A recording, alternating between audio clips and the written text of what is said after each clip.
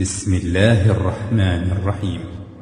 سبحان الذي أسرى بعبده ليلا من المسجد الحرام إلى المسجد الأقصى الذي باركنا حوله لنريه من آياتنا إنه هو السميع البصير. وآتينا موسى الكتاب وجعلناه هدى لبني إسرائيل ألا تتخذوا من دوني وكيلا ذرية من حملنا مع نوح إنه كان عبدا شكورا. وقضينا إلى بني إسرائيل في الكتاب لتفسدن في الأرض مرتين ولتعلن علوا كبيرا. فإذا جاء وعد أولاهما بعثنا عليكم عبادا لنا أولي بأس شديد فجاسوا خلال الديار وكان وعدا مفعولا. ثم رددنا لكم الكرة عليهم وأمددناكم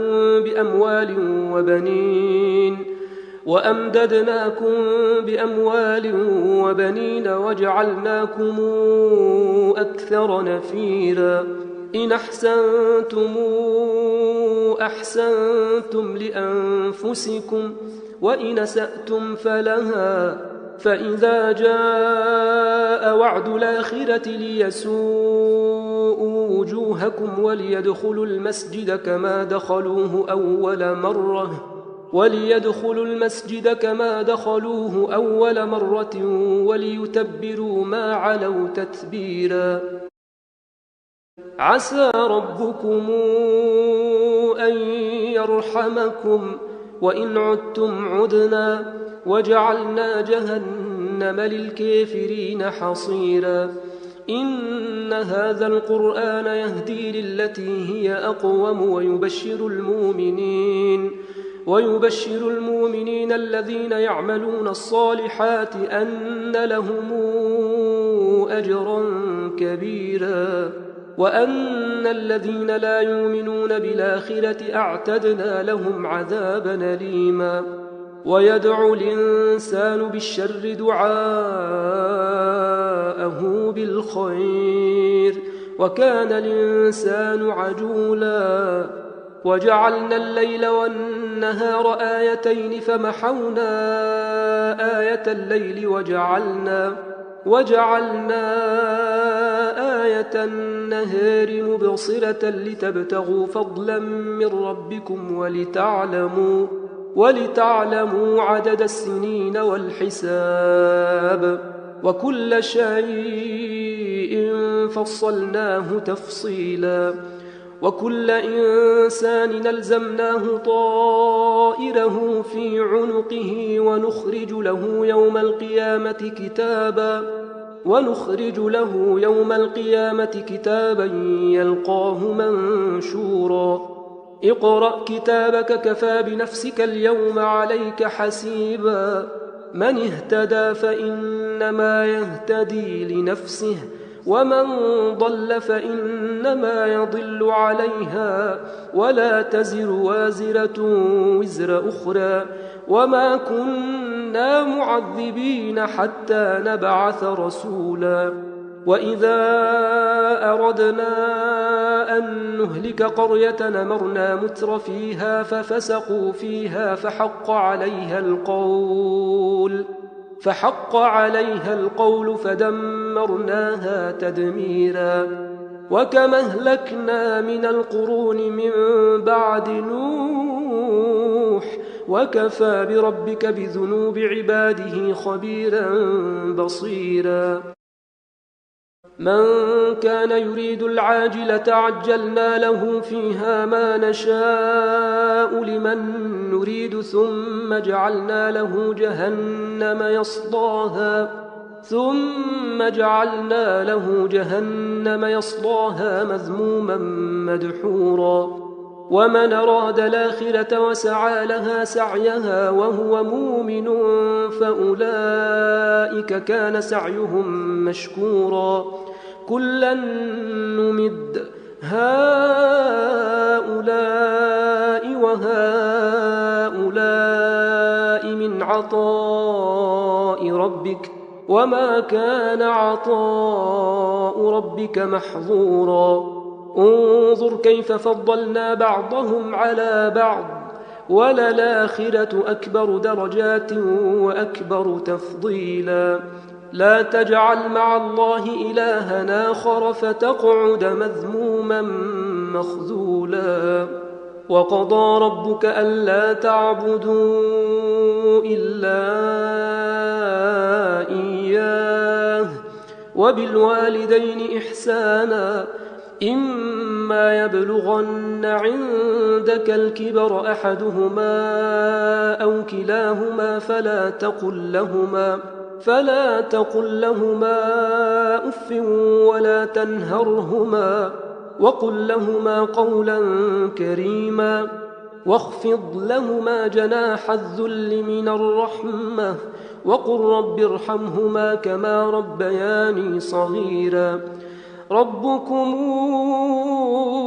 أعلم بما في نفوسكم إن تكونوا صالحين فإنه كان للأوابين غفورا وآت ذا القربى حقه والمسكين وابن السبيل ولا تبذر تبذيرا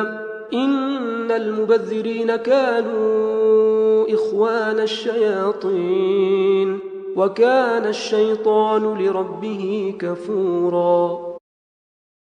وإما تعرضن عنهم ابتغاء رحمة من ربك ترجوها فقل لهم قولا ميسورا ولا تجعل يدك مغلولة إلى عنقك ولا تبسطها كل البسط فتقعد ملوما محسورا إن ربك يبسط الرزق لمن يشاء ويقدر إنه كان بعباده خبيرا بصيرا ولا تقتلوا أولادكم خشية إملاق نحن نرزقهم وإياكم إن قتلهم كان خطأ كبيرا ولا تقربوا الزنا إنه كان فاحشة وساء سبيلا ولا تقتلوا النفس التي حرم الله إلا بالحق ومن قتل مظلوما فقد جعلنا لوليه سلطانا فلا يسرف في القتل إنه كان منصورا ولا تقربوا مال اليتيم إلا بالتي هي أحسن حتى يبلغ أشده وأوفوا بالعهد إن العهد كان مسؤولا وأوفوا الكيل إذا كلتم وزنوا بالقسطاس المستقيم ذلك خير وأحسن تاويلا ولا تقف ما ليس لك به علم إن السمع والبصر والفؤاد كل أولئك كان عنه مسؤولا ولا تمش في الأرض مرحا إنك لن تخرق الأرض ولن تبلغ الجبال طولا كل ذلك كان سيئة عند ربك مكروها ذلك مما أوحى إليك ربك من الحكمة ولا تجعل مع الله إلها آخر فتلقى في جهنم ملوما مدحورا أفأصفاكم ربكم بالبنين واتخذ من الملائكة إناثا إنكم لتقولون قولا عظيما ولقد صرفنا في هذا القرآن ليذكروا وما يزيدهم إلا نفورا قل لو كان معه آلهة كما تقولون إذا لابتغوا إلى ذي العرش سبيلا سبحانه وتعالى عما يقولون علوا كبيرا يسبح له السماوات السبع والأرض ومن فيهن وإن من شيء إلا يسبح بحمده ولكن لا تفقهون تسبيحهم إنه كان حليما غفورا وإذا قرأت القرآن جعلنا بينك وبين الذين لا يؤمنون بالآخرة حجابا مستورا وجعلنا على قلوبهم أكنة أن يفقهوه وفي آذانهم وقرا وإذا ذكرت ربك في القرآن وحده ولوا على أدبارهم نفورا نحن أعلم بما يستمعون به إذ يستمعون إليك وإذ هم نجوى إذ يقول الظالمون إن تتبعون إلا رجلا مسحورا انظر كيف ضربوا لك الأمثال فضلوا فلا يستطيعون سبيلا وقالوا أئذا كنا عظاما ورفاتا إنا لمبعوثون خلقا جديدا قل كونوا حجارة أو حديدا أو خلقا مما يكبر في صدوركم فسيقولون من يعيدنا قل الذي فطركم أول مرة فسينغضون إليك رؤوسهم ويقولون متاه قل عسى أن يكون قريبا يوم يدعوكم فتستجيبون بحمده وتظنون إن لبثتم إلا قليلا وقل لعبادي يقولوا التي هي أحسن إن الشيطان ينزغ بينهم إن الشيطان كان للإنسان عدوا مبينا ربكم أعلم بكم إن يشأ يرحمكم أو إن يشأ يعذبكم وما أرسلناك عليهم وكيلا وربك أعلم بمن في السماوات والأرض ولقد فضلنا بعض النبيين على بعض وآتينا داود زبورا قل ادعوا الذين زعمتم من دونه فلا يملكون كشف الضر عنكم ولا تحويلا أولئك الذين يدعون يبتغون إلى ربهم الوسيلة أيهم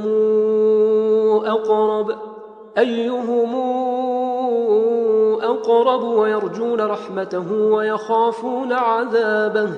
إن عذاب ربك كان محذورا وإن من قرية إلا نحن مهلكوها قبل يوم القيامة أو معذبوها عذابا شديدا كان ذلك في الكتاب مسطورا وما منعنا أن نرسل بالآيات إلا أن كذب بها الأولون وآتينا ثمود الناقة مبصرة فظلموا بها وما نرسل بالآيات إلا تخويفا وإذ قلنا لك إن ربك أحاط بالناس وما جعلنا الرؤيا التي أريناك إلا فتنة للناس والشجرة الملعونة في القرآن ونخوفهم فما يزيدهم إلا طغيانا كبيرا وإذ قلنا للملائكة اسجدوا لآدم فسجدوا إلا إبليس قال أسجد لمن خلقت طينا قال أرايتك هذا الذي كرمت علي لئن أخرتني إلى يوم القيامة لأحتنكن ذريته إلا قليلا. قال اذهب فمن تبعك منهم فإن جهنم جزاؤكم جزاء موفورا واستفزز من استطعت منهم بصوتك وأجلب عليهم بخيلك ورجلك وشاركهم في الأموال والأولاد وعدهم وما يعدهم الشيطان إلا غرورا. إن عبادي ليس لك عليهم سلطان وكفى بربك وكيلا. ربكم الذي يزجي لكم الفلك في البحر لتبتغوا من فضله إنه كان بكم رحيما. وإذا مسكم الضر في البحر ضل من تدعون إلا إياه فلما نجاكم إلى البر أعرضتم وكان الإنسان كفورا. أفأمنتم أن يخسف بكم جانب البر أو يرسل عليكم حاصبا ثم لا تجدوا لكم وكيلا. أم أمنتم أن يعيدكم فيه تارة أخرى فيرسل عليكم قاصفا من الريح فيغرقكم بما كفرتم ثم لا تجدوا لكم علينا به تبيعا. ولقد كرمنا بني آدم وحملناهم في البر والبحر ورزقناهم من الطيبات وفضلناهم على كثير ممن خلقنا تفضيلا. يوم ندعو كل أناس بإمامهم فمن أوتي كتابه بيمينه فأولئك يقرؤون كتابهم ولا يظلمون فتيلا. ومن كان في هذه أعمى فهو في الآخرة أعمى وأضل سبيلا. وإن كادوا ليفتنونك عن الذي أوحينا إليك لتفتري علينا غيره وإذا لاتخذوك خليلا. ولولا أن ثبتناك لقد كدت تركن إليهم شيئا قليلا. إذا لأذقناك ضعف الحياة وضعف الممات ثم لا تجد لك علينا نصيرا. وإن كادوا ليستفزونك من الأرض ليخرجوك منها وإذا لا يلبثون خلفك إلا قليلا. سنة من قد أرسلنا قبلك من رسلنا ولا تجد لسنتنا تحويلا. أقم الصلاة لدلوك الشمس إلى غسق الليل وقرآن الفجر إن قرآن الفجر كان مشهودا. ومن الليل فتهجد به نافلة لك عسى أن يبعثك ربك مقاما محمودا. وقل رب أدخلني مدخل صدق وأخرجني مخرج صدق واجعل لي من لدنك سلطانا نصيرا. وقل جاء الحق وزهق الباطل إن الباطل كان زهوقا. وننزل من القرآن ما هو شفاء ورحمة للمؤمنين ولا يزيد الظالمين إلا خسارا. وإذا أنعمنا على الإنسان أعرض ونأى بجانبه وإذا مسه الشر كان يئوسا. قل كل يعمل على شاكلته فربكم أعلم بمن هو أهدى سبيلا. ويسألونك عن الروح قل الروح من أمر ربي وما أوتيتم من العلم إلا قليلا. ولئن شئنا لنذهبن بالذي أوحينا إليك ثم لا تجد لك به علينا وكيلا إلا رحمة من ربك إن فضله كان عليك كبيرا قل لئن اجتمعت الإنس والجن على أن ياتوا بمثل هذا القرآن لا ياتون بمثله ولو كان بعضهم لبعض ظهيرا ولقد صرفنا للناس في هذا القرآن من كل مثل فأبى أكثر الناس إلا كفورا وقالوا لن نؤمن لك حتى تفجر لنا من الأرض ينبوعا أو تكون لك جنة من نخيل وعنب فتفجر الأنهار خلالها تفجيرا أو تسقط السماء كما زعمت علينا كسفا أو تاتي بالله والملائكة قبيلا أو يكون لك بيت من زخرف أو ترقى في السماء ولن نؤمن لرقيك حتى تنزل علينا كتابا نقرأه قل سبحان ربي هل كنت إلا بشرا رسولا وما منع الناس أن يؤمنوا إذ جاءهم الهدى إلا أن قالوا أبعث الله بشرا رسولا قل لو كان في الأرض ملائكة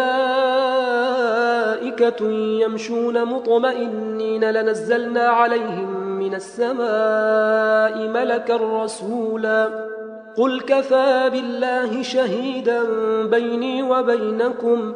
إنه كان بعباده خبيرا بصيرا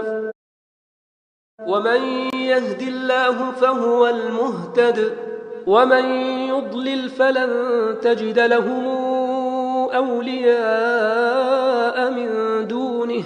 ونحشرهم يوم القيامة على وجوههم عميا وبكما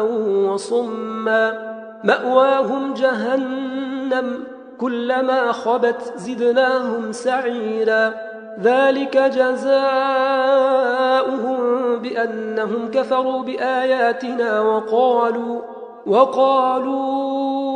أئذا كنا عظاما ورفاتا إنا لمبعوثون خلقا جديدا أولم يروا أن الله الذي خلق السماوات والأرض قادر على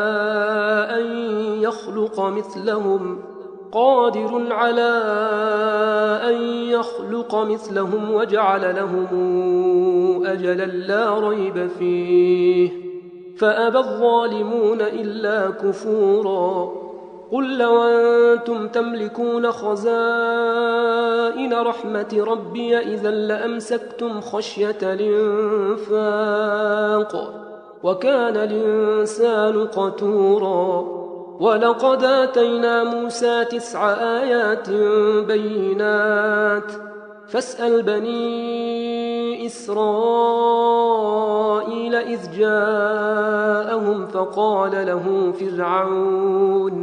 فقال له فرعون إني لأظنك يا موسى مسحورا قال لقد علمت ما أنزل هؤلاء إلا رب السماوات والأرض بصائر وإني لأظنك يا فرعون مثبورا فأراد أن يستفزهم من الأرض فأغرقناه ومن معه جميعا وقلنا من بعده لبني إسرائيل اسكنوا الأرض فإذا جاء وعد الآخرة جئنا بكم لفيفا وبالحق أنزلناه وبالحق نزل وما أرسلناك إلا مبشرا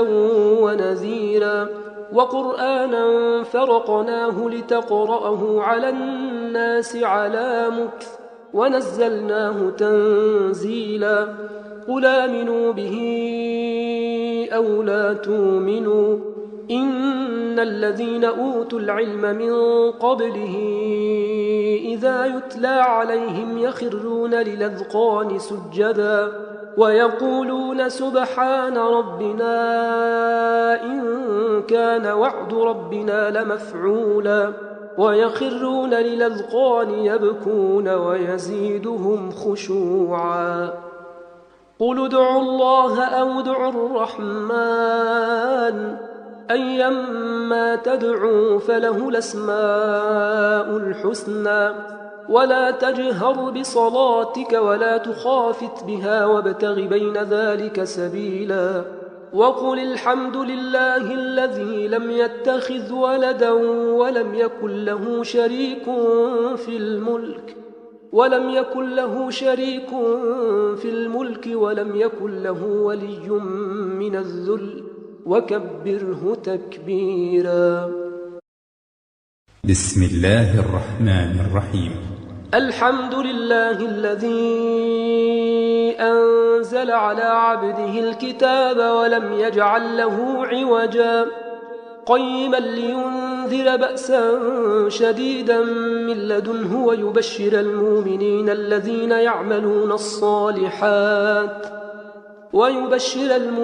الذين يعملون الصالحات أن لهم أجرا حسنا ماكثين فيه أبدا وينذر الذين قالوا اتخذ الله ولدا ما لهم به من علم ولا لآبائهم كبرت كلمة تخرج من أفواههم إن يقولون إلا كذبا فلعلك باخع نفسك على آثارهم إن لم يؤمنوا بهذا الحديث أسفا إنا جعلنا ما على الأرض زينة لها لنبلوهم أيهم أحسن عملا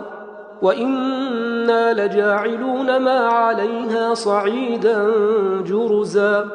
أم حسبت أن أصحاب الكهف والرقيم كانوا من آياتنا عجبا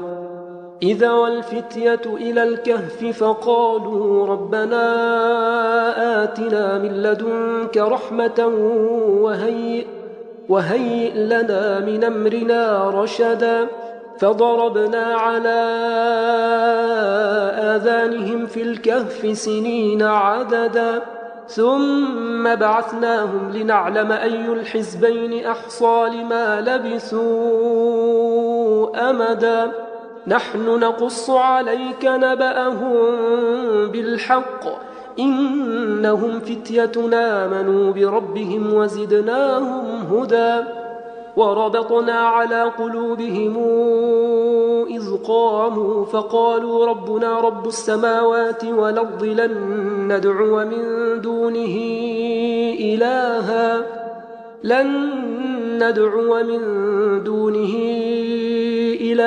لقد قلنا إذا شططا هؤلاء قوم اتخذوا من دونه آلهة لولا يأتون عليهم بسلطان بين فمن أظلم ممن افترى على الله كذبا وإذ اعتزلتموهم وما يعبدون إلا الله فأووا إلى الكهف ينشر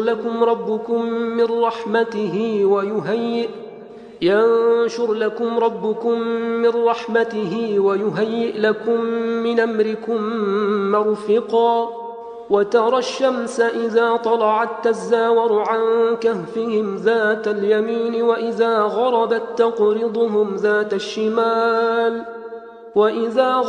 تقرضهم ذات الشمال وهم في فجوة منه ذلك من آيات الله من يهد الله فهو المهتد ومن يضلل فلن تجد له وليا مرشدا وتحسبهم أيقاظا وهم رقود ونقلبهم ذات اليمين وذات الشمال وكلبهم باسط ذراعيه بالوصيد لو اطلعت عليهم لوليت منهم فرارا ولملئت منهم رعبا وكذلك بعثناهم ليتساءلوا بينهم قال قائل منهم كم لبثتم قالوا لبثنا يوما أو بعض يوم قالوا ربكم أعلم بما لبثتم فابعثوا أحدكم بورقكم هذه إلى المدينة فلينظر أيها أزكى طعاما فلياتكم برزق منه وليتلطف ولا يشعرن بكم أحدا إنهم إن يظهروا عليكم يرجموكم أو يعيدوكم في ملتهم ولن تفلحوا إذا أبدا وكذلك أعثرنا عليهم ليعلموا أن وعد الله حق وأن الساعة لا ريب فيها إذ يتنازعون بينهم أمرهم فقالوا ابنوا عليهم بنيانا ربهم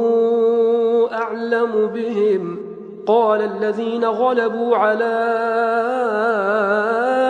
أمرهم لنتخذن عليهم مسجدا سيقولون ثلاثة رابعهم كلبهم ويقولون خمسة سادسهم كلبهم رجما بالغيب ويقولون سبعة وثامنهم كلبهم قل ربي أعلم بعدتهم ما يعلمهم إلا قليل فلا تمار فيهم إلا مراء ظاهرا ولا تستفت فيهم منهم أحدا ولا تقولن لشيء إني فاعل ذلك غدا إلا أن يشاء الله واذكر ربك إذا نسيت وقل عسى أن يهديني ربي لأقرب من هذا رشدا ولبثوا في كهفهم 300 سنين وازدادوا 9 قل الله أعلم بما لبثوا له غيب السماوات والأرض أبصر به وأسمع ما لهم من دونه من ولي ولا يشرك في حكمه أحدا واتل ما أوحي إليك من كتاب ربك لا مبدل لكلماته ولن تجد من دونه ملتحدا واصبر نفسك مع الذين يدعون ربهم بالغداة والعشي يريدون وجهه ولا تعد عيناك عنهم تريد زينة الحياة الدنيا ولا تطع من اغفلنا قلبه عن ذكرنا واتبع هواه وكان أمره فرطا وقل الحق من ربكم فمن شاء فليؤمن ومن شاء فليكفر إنا أعتدنا للظالمين نارا حاط بهم سرادقها وإن يستغيثوا يغاثوا بماء كالمهل يشوي الوجوه بئس الشراب وساءت مرتفقا إن الذين آمنوا وعملوا الصالحات إنا لا نضيع أجر من أحسن عملا أولئك لهم جنات عدن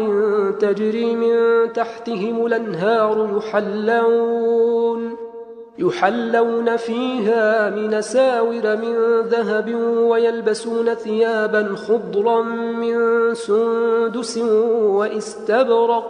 واستبرق متكئين فيها على الأرائك نعم الثواب وحسنت مرتفقا. واضرب لهم مثل الرجلين جعلنا لأحدهما جنتين من أعناب وحففناهما بنخل وجعلنا بينهما زرعا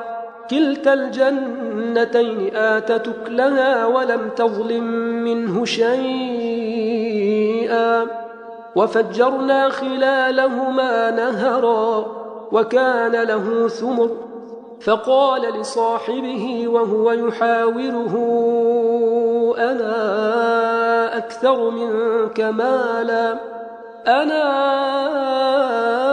أكثر منك مالا وأعز نفرا. ودخل جنته وهو ظالم لنفسه قال ما أظن أن تبيد هذه أبدا وما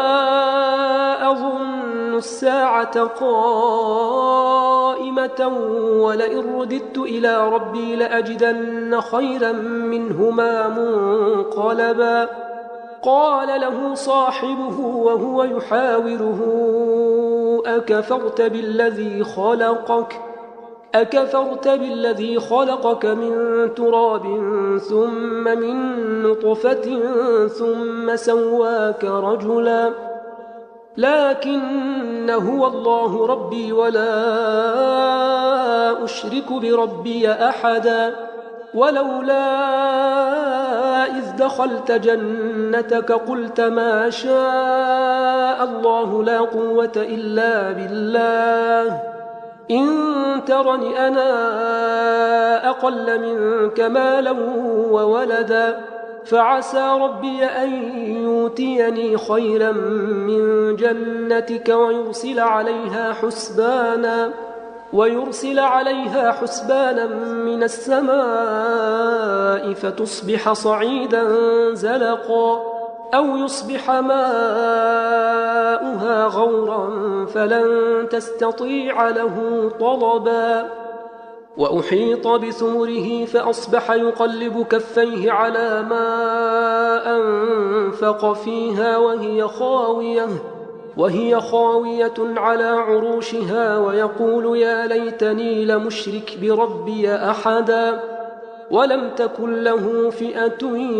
ينصرونه من دون الله وما كان منتصرا. هنالك الولاية لله الحق هو خير ثوابا وخير عقبا. واضرب لهم مثل الحياة الدنيا كماء أنزلناه من السماء فاختلط به نبات الأرض فأصبح هشيما تذروه الرياح وكان الله على كل شيء مقتدرا.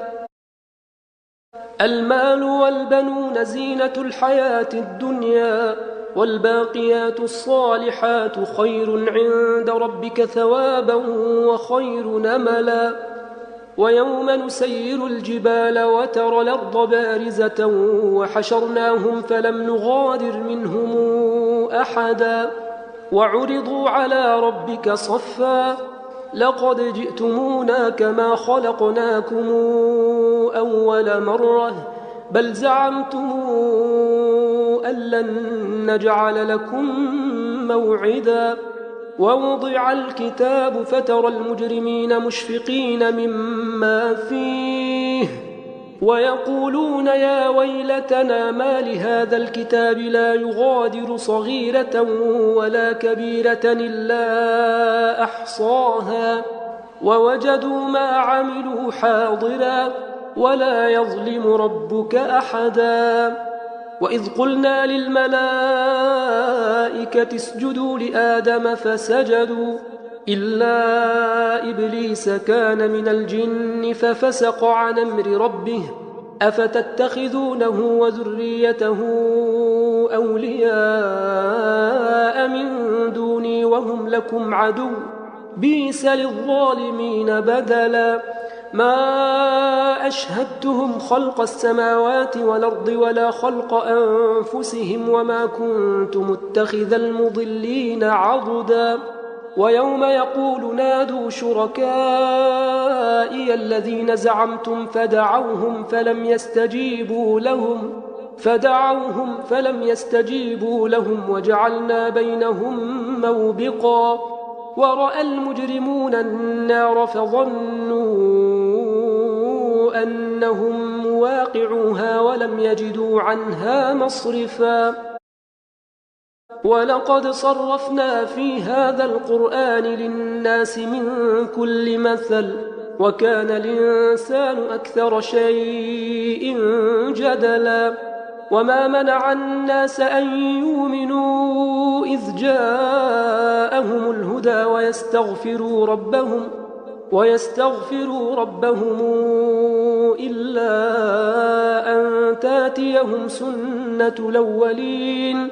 إلا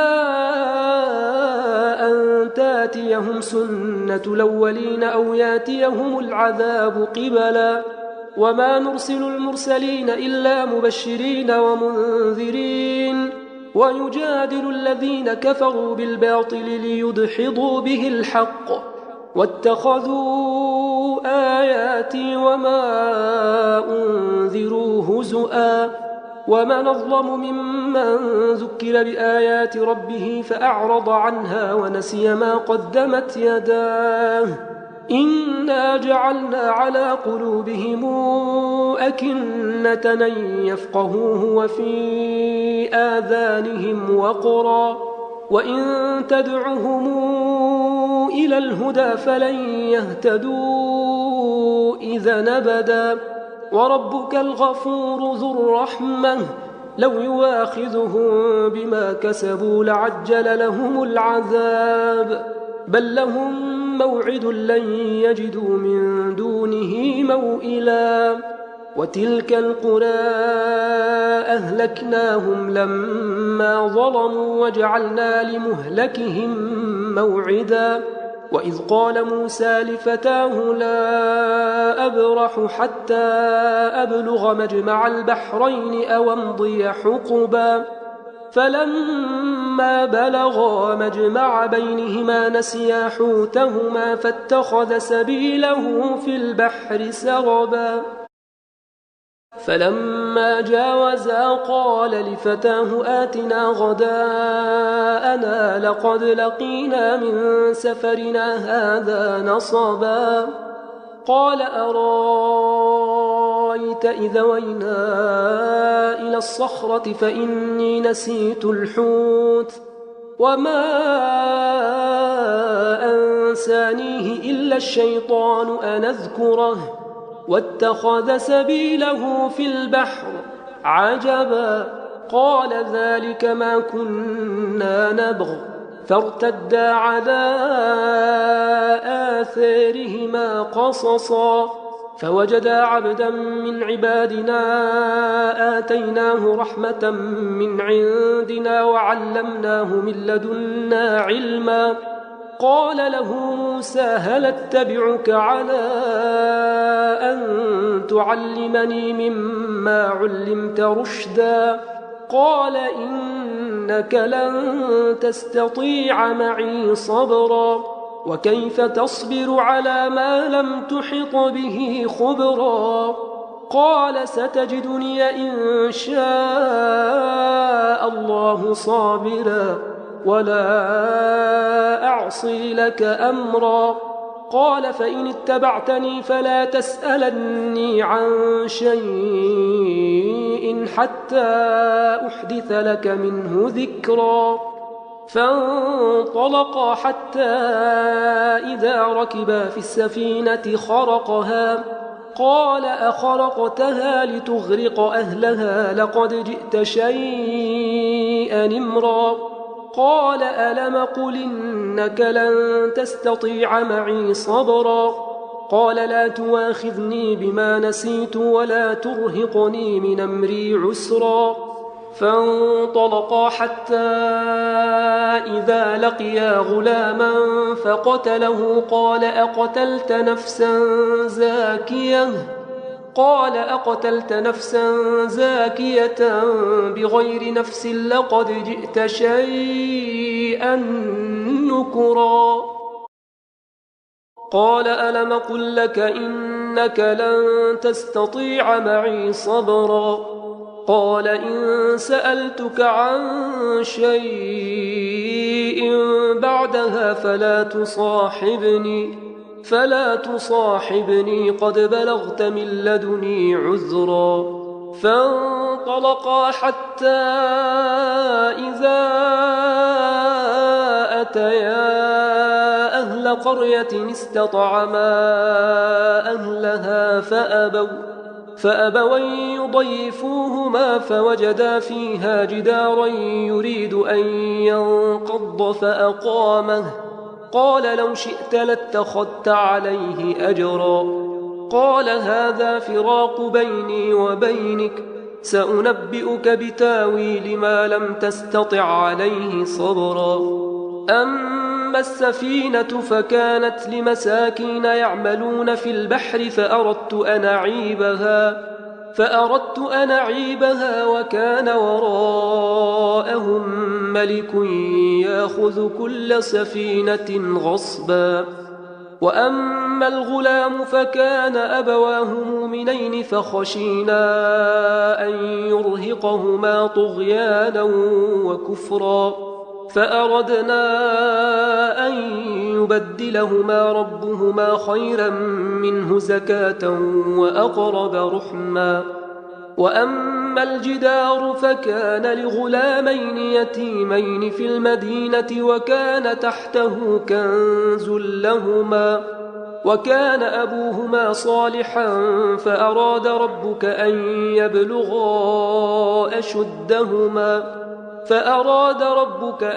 يبلغا أشدهما ويستخرجا كنزهما رحمة من ربك وما فعلته عن أمري ذلك تاويل ما لم تسطع عليه صبرا. ويسألونك عن ذي القرنين قل سأتلو عليكم منه ذكرا. إنا مكنا له في الأرض وآتيناه من كل شيء سببا فاتبع سببا حتى إذا بلغ مغرب الشمس وجدها تغرب في عين حمئة ووجد عندها قوما. قلنا يا ذا القرنين إما أن تعذب وإما أن تتخذ فيهم حسنا. قال أما من ظلم فسوف نعذبه ثم يرد إلى ربه فيعذبه عذابا نكرا. وأما من آمن وعمل صالحا فله جزاء الحسنى وسنقول له من أمرنا يسرا. ثم اتبع سببا حتى إذا بلغ مطلع الشمس وجدها تطلع على قوم لم نجعل لهم من دونها سترا. كذلك وقد حطنا بما لديه خبرا. ثم اتبع سببا حتى إذا بلغ بين السدين وجد من دونهما قوما لا يكادون يفقهون قولا. قالوا يا ذا القرنين إن ياجوج وماجوج مفسدون في الأرض فهل نجعل لك خرجا على أن تجعل بيننا وبينهم سدا. قال ما مكني فيه ربي خير فأعينوني بقوة نجعل بينكم وبينهم ردما. آتوني زبر الحديد حتى إذا ساوى بين الصدفين قال انفخوا حتى إذا جعله نارا قال آتوني أفرغ عليه قطرا فما استطاعوا أن يظهروه وما استطاعوا له نقبا قال هذا رحمة من ربي فإذا جاء وعد ربي جعله دكا وكان وعد ربي حقا وتركنا بعضهم يومئذ يموج في بعض ونفخ في الصور فجمعناهم جمعا وعرضنا جهنم يومئذ للكافرين عرضا الذين كانت أعينهم في غطاء عن ذكري وكانوا لا يستطيعون سمعا أفحسب الذين كفروا أن يتخذوا عبادي من دوني أولياء إنا أعتدنا جهنم للكافرين نزلا قل هل ننبئكم بالأخسرين أعمالا الذين ضل سعيهم في الحياة الدنيا وهم يحسبون أنهم يحسنون صنعا أولئك الذين كفروا بآيات ربهم ولقائه فحبطت أعمالهم فلا نقيم لهم يوم القيامة وزنا ذلك جزاؤهم جهنم بما كفروا واتخذوا آياتي ورسلي هزؤا إن الذين آمنوا وعملوا الصالحات كانت لهم جنات الفردوس نزلا خالدين فيها لا يبغون عنها حولا قل لو كان البحر مدادا لكلمات ربي لنفد البحر قبل أن تنفد كلمات ربي ولو جئنا بمثله مددا قل إنما أنا بشر مثلكم يوحى إلي أنما إلهكم إله واحد فمن كان يرجو لقاء ربه فليعمل عملا صالحا ولا يشرك بعبادة ربه أحدا بسم الله الرحمن الرحيم كافها يا عين صاد ذكر رحمة ربك عبده زكريا إذ نادى ربه نداء خفيا قال رب إني وهن العظم مني واشتعل الرأس شيبا ولم أكن بدعائك رب شقيا وإني خفت الموالي من ورائي وكانت امرأتي عاقرا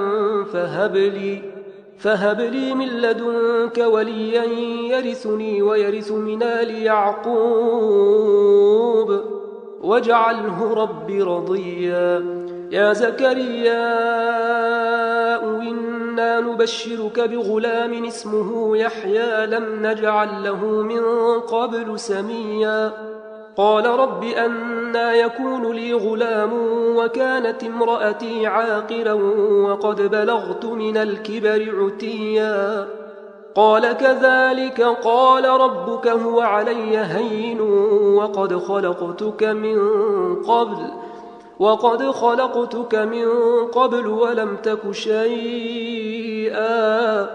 قال رب اجعل لي آية قال آيتك ألا تكلم الناس 3 ليال سويا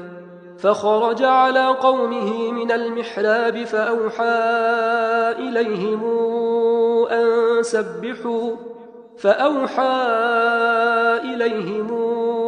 أن سبحوا بكرة وعشيا يا يحيى خذ الكتاب بقوة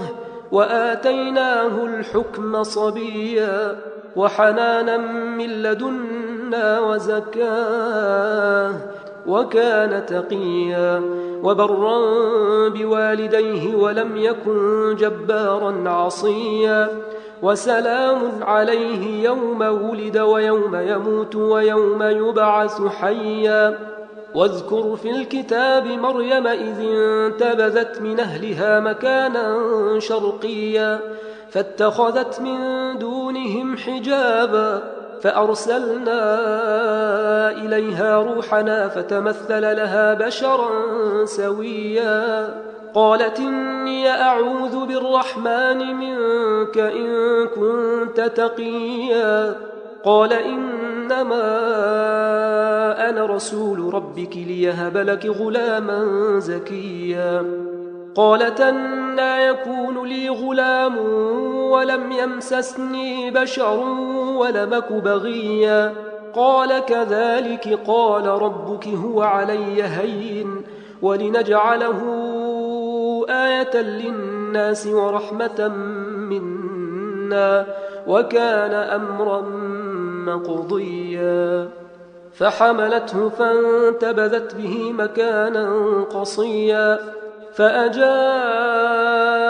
المخاض إلى جذع النخلة قالت يا ليتني مت قبل هذا وكنت نسيا منسيا فناداها من تحتها ألا تحزني قد جعل ربك تحتك سريا وهزي إليك بجذع النخلة تساقط عليك رطبا جنيا فكلي واشربي وقري عينا فإما ترين من البشر أحدا فقولي إني نذرت للرحمن صوما فلنكلم اليوم إنسيا فأتت به قومها تحمله قالوا يا مريم لقد جئت شيئا فريا يا أخت هارون ما كان أبوك امرأ سوء وما كانت أمك بغيا فأشارت إليه قالوا كيف نكلم من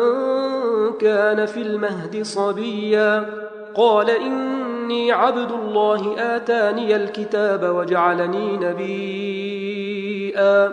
وجعلني مباركا أينما كنت وأوصاني بالصلاة والزكاة ما دمت حيا وبرا بوالدتي ولم يجعلني جبارا شقيا والسلام علي يوم ولدت ويوم أموت ويوم أبعث حيا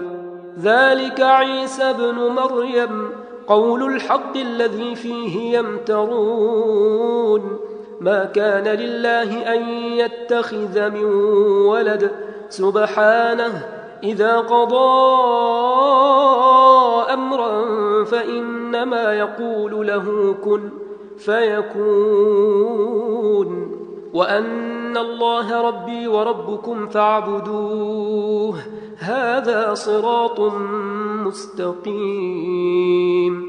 فاختلف الأحزاب من بينهم فويل للذين كفروا من مشهد يوم عظيم أسمع بهم وأبصر يوم ياتوننا لكن الظالمون اليوم في ضلال مبين وأنذرهم يوم الحسرة إذ قضي الأمر وهم في غفلة وهم لا يؤمنون إنا نحن نرث الأرض ومن عليها وإلينا يرجعون واذكر في الكتاب إبراهيم إنه كان صديقا نبيا إذ قال لأبيه يا أبت لم تعبد ما لا يسمع ولا يبصر ولا يغني عنك شيئا يا أبت إني قد جاءني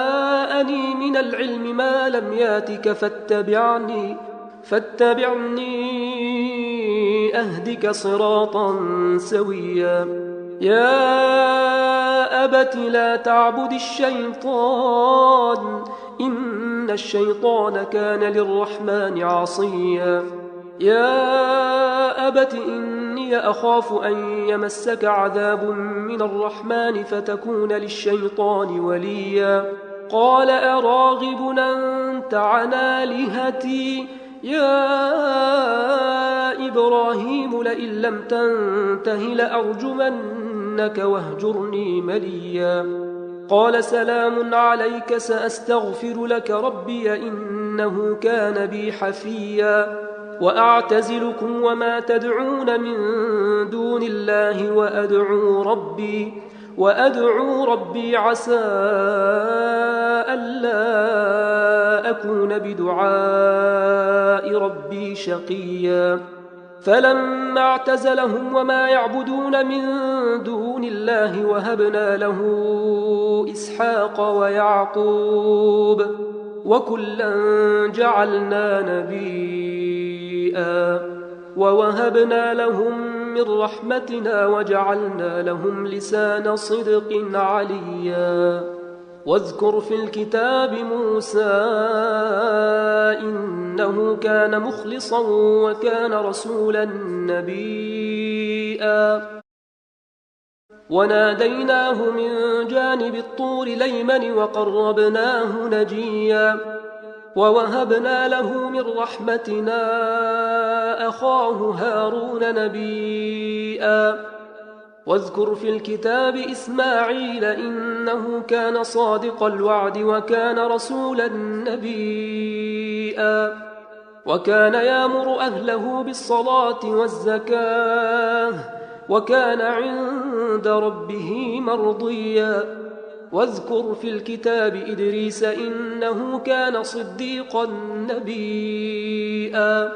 ورفعناه مكانا عليا أولئك الذين أنعم الله عليهم من النبيين من ذرية آدم وممن حملنا مع نوح ومن ذرية إبراهيم وإسرائيل وممن هدينا واجتبينا إذا تتلى عليهم آيات الرحمن خروا سجدا وبكيا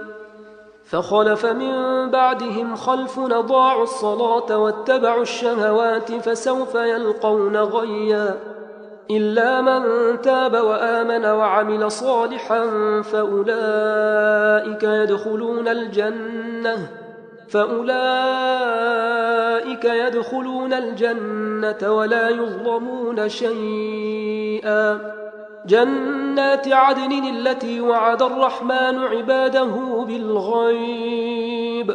إنه كان وعده ماتيا لا يسمعون فيها لغوا إلا سلاما ولهم رزقهم فيها بكرة وعشيا تلك الجنة التي نورث من عبادنا من كان تقيا وما نتنزل إلا بأمر ربك له ما بين أيدينا وما خلفنا وما بين ذلك وما كان ربك نسيا رب السماوات والأرض وما بينهما فاعبده واصطبر لعبادته هل تعلم له سميا ويقول الإنسان أئذا ما مت لسوف أخرج حيا أولا يذكر الإنسان أنا خلقناه من قبل ولم يك شيئا فوربك لنحشرنهم والشياطين ثم لنحضرنهم حول جهنم جثيا ثم لننزعن من كل شيعة أيهم أشد على الرحمن عتيا ثم لنحن أعلم بالذين هم أولى بها صليا وإن منكم إلا واردها كان على ربك حتما مقضيا ثم ننجي الذين اتقوا ونذر الظالمين فيها جثيا وإذا تتلى عليهم آياتنا بينات قال الذين كفروا للذين آمنوا أي الفريقين خير مقاما وأحسن نديا وكم أهلكنا قبلهم من قرن هم أحسن أثاثا ورئيا قل من كان في الضلالة فليمدد له الرحمن مدا حتى إذا رأوا ما يوعدون إما العذاب وإما الساعة فسيعلمون من هو شر مكانا وأضعف جندا ويزيد الله الذين اهتدوا هدى والباقيات الصالحات خير عند ربك ثوابا وخير مردا أفرايت الذي كفر بآياتنا وقال لأوتين مالا وولدا أطلع الغيب أم اتخذ عند الرحمن عهدا كلا سنكتب ما يقول ونمد له من العذاب مدا ونرثه ما يقول وياتينا فردا واتخذوا من دون الله آلهة ليكونوا لهم عزا كلا سيكفرون بعبادتهم ويكونون عليهم ضدا ألم تر أنا أرسلنا الشياطين على الكافرين تؤزهم أزا فلا تعجل عليهم إنما نعد لهم عدا يوم نحشر المتقين إلى الرحمن وفدا ونسوق المجرمين إلى جهنم وردا لا يملكون الشفاعة إلا من اتخذ عند الرحمن عهدا وقالوا اتخذ الرحمن ولدا لقد جئتم شيئا إدا يكاد السماوات يتفطرن منه وتنشق الأرض وتخر الجبال هدا أن دعوا للرحمن ولدا وما ينبغي للرحمن أن يتخذ ولدا إن كل من في السماوات والأرض إلا آتي الرحمن عبدا لقد أحصاهم وعدهم عدا وكلهم آتيه يوم القيامة فردا إن الذين آمنوا وعملوا الصالحات سيجعل لهم الرحمن ودا فإنما يسرناه بلسانك لتبشر به المتقين وتنذر به قوما لدا وكما أهلكنا قبلهم من قرن هل تحس منهم من أحد أو تسمع لهم ركزا